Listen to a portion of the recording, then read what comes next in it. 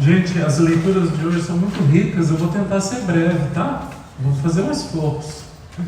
É muito bom, os textos que a gente ouviu hoje são maravilhosos. Todo domingo né?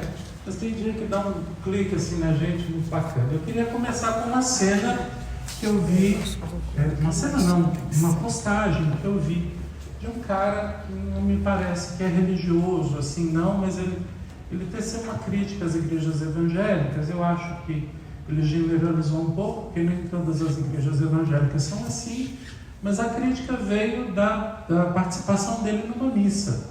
Ele foi numa missa, e aí, chegando na missa, ele percebeu que, diferente do que fazem as igrejas evangélicas, repito, isso é uma generalização, nem todas são assim, né?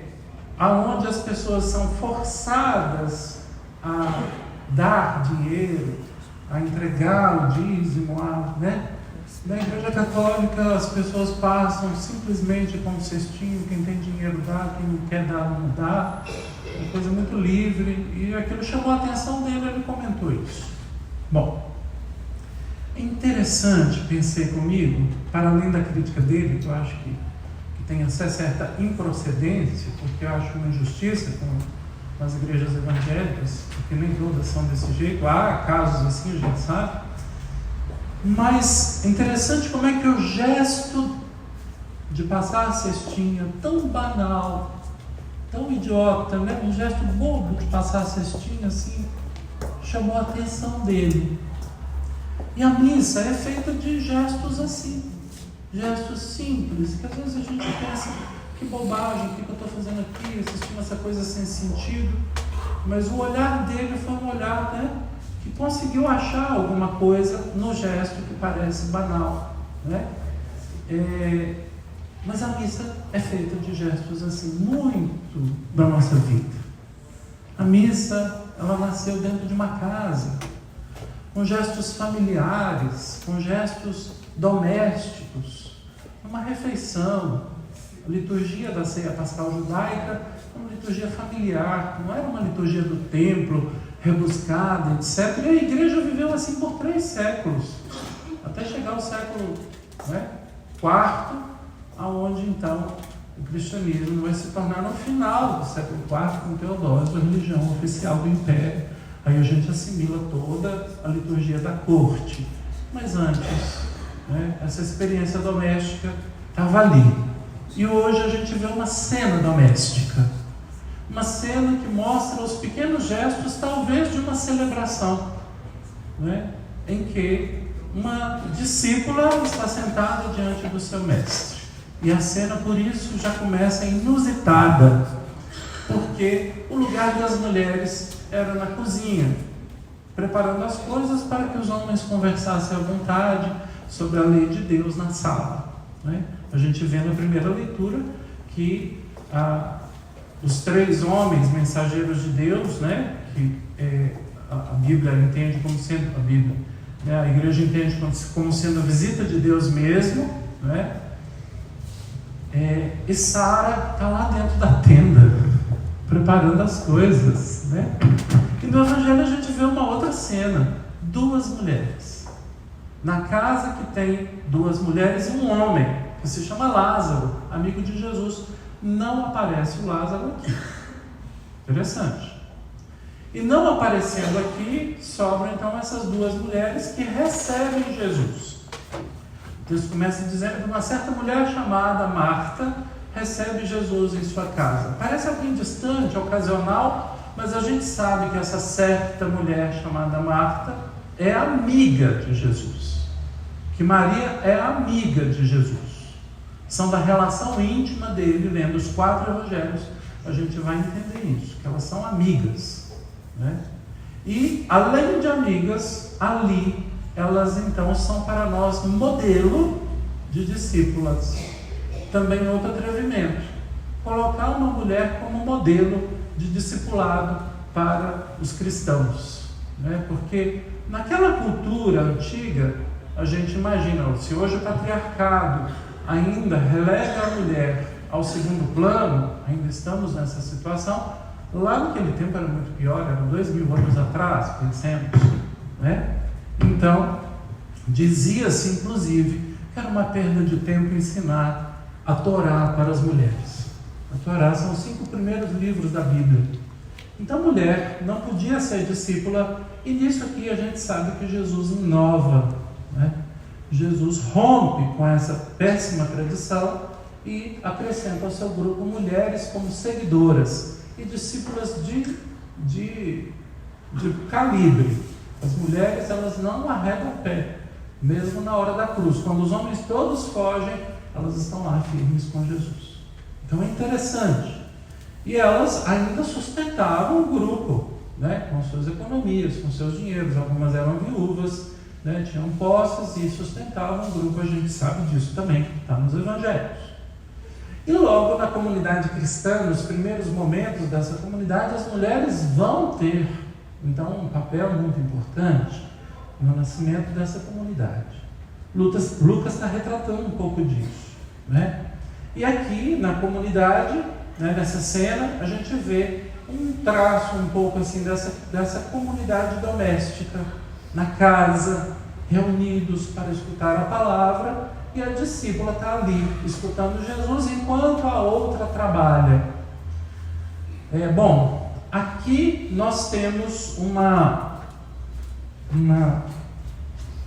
interpretação antiga que se fez desse texto, que a gente não aceita mais, como se as duas estivessem em oposição uma à outra, e como se elas fossem modelo, um de negação e um de afirmação, né? A negação da vida ativa e a afirmação da vida contemplativa.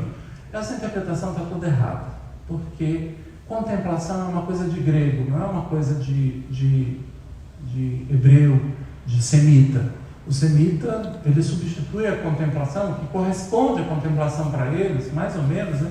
Seria a escuta da palavra de Deus, a leitura da lei, né? A palavra do Senhor. Isso para ele é superior a qualquer contemplação das ideias que o mundo grego tinha ou propunha.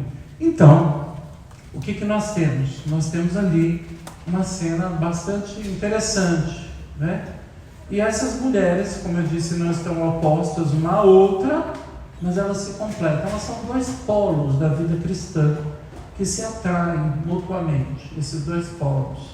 E o texto mostra para nós essa atração, a força dessa atração e a tensão que existe nessa atração desses 2 polos, né? Então, Marta é aquela que recebe o Senhor, né? E que cuida da casa, cuida de tudo, inclusive para que a sua irmã possa estar ali diante dele. Ela favorece isso. Segunda coisa importante que eu acho que é bacana é que Marta se dirige a Jesus com uma intimidade que não era dada às mulheres nesse tempo. Uma mulher não podia se referir ao mestre com uma censura desse tamanho que ela fez a ele. Senhor, você não se importa que eu esteja trabalhando sozinha, minha irmã aí sentadinha, bonita, do seu lado? Né? É uma censura, né?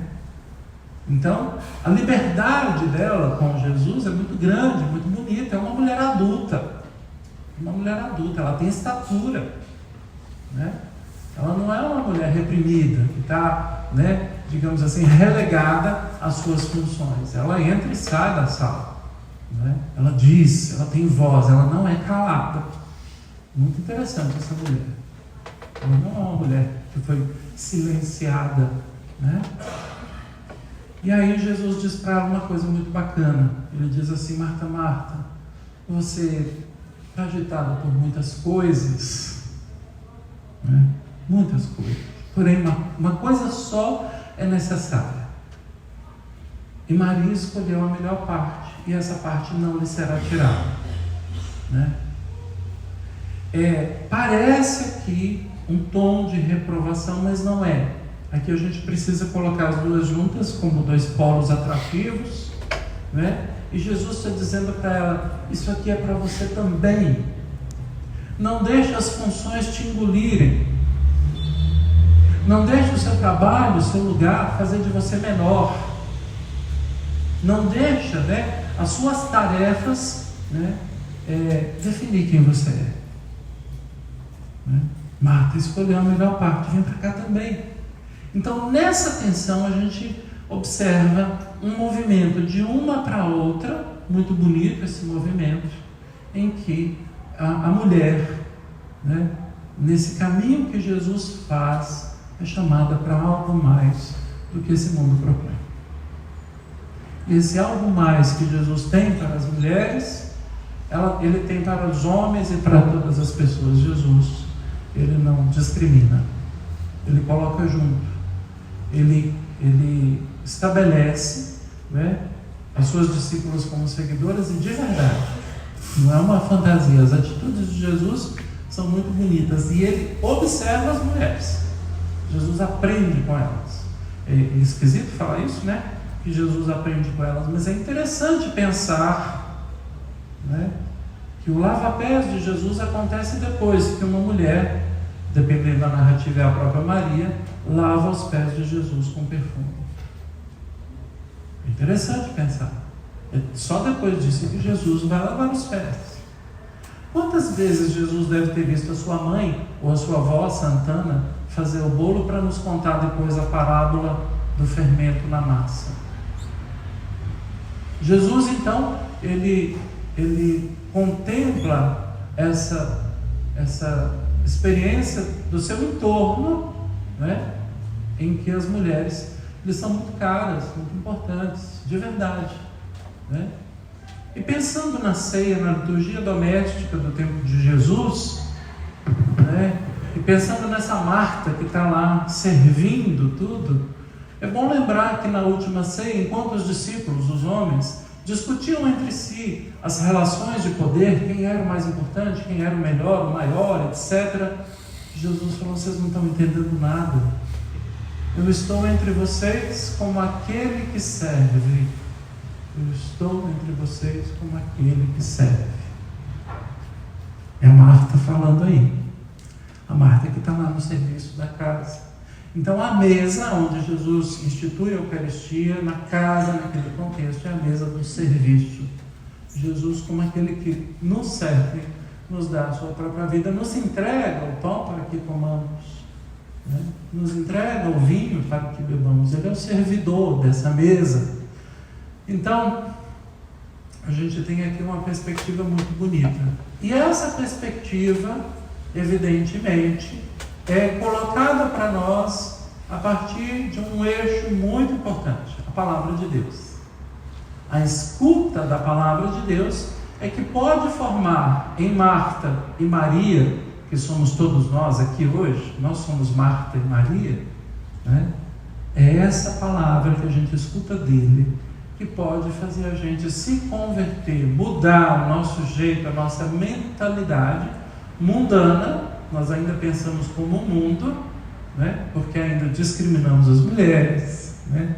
Porque ainda tentamos silenciá-las, né? Porque ainda não damos voz nas nossas comunidades e na nossa igreja às mulheres e todo o potencial que elas trazem.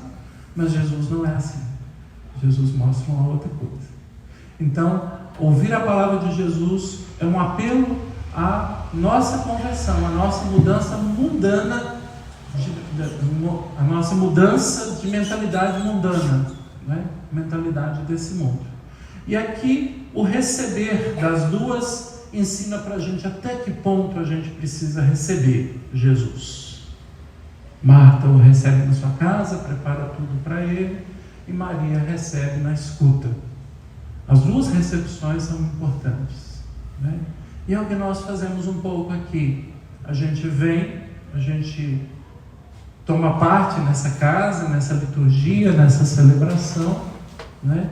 E nos colocamos aos pés do Senhor para ouvir a sua palavra e para deixar que Ele entre em nossa casa, aqui, ó, a nossa casa, aqui, para transformar, mudar em nós o que muitas vezes a gente não quer mudar, né? A mudar o nosso jeito de pensar, de sentir, a raiz profunda das nossas convicções, né? Então nós temos duas discípulas que são modelos disso para nós, são chamados disso para cada um de nós, para que a gente receba Jesus de verdade. Ele que recebeu as mulheres de verdade e acolheu tudo que elas oferecem. Não é? Então, esse evangelho de hoje é lindo. E eu podia dizer mais coisas sobre a primeira leitura, sobre a segunda, que é maravilhosa, me encanta muito. Mas é nesses gestos aqui, dessa mesa, corriqueiros, né, dessa leitura bíblica, de tudo isso aqui que nos evoca a nossa casa espiritual, e que Ele vem nos falar, nos encontrar, no meio das coisas que a gente nem acredita assim, que são tão, né, mas que são capazes de despertar o olhar até de quem não pertence ao nosso grupo. Que a gente possa abrir os olhos e os ouvidos, como Marta e Maria, e ser discípulos verdadeiros do Senhor, atentos à sua presença e ao seu mistério, como diz Paulo, que nos alcança aqui hoje nessa celebração. Amém.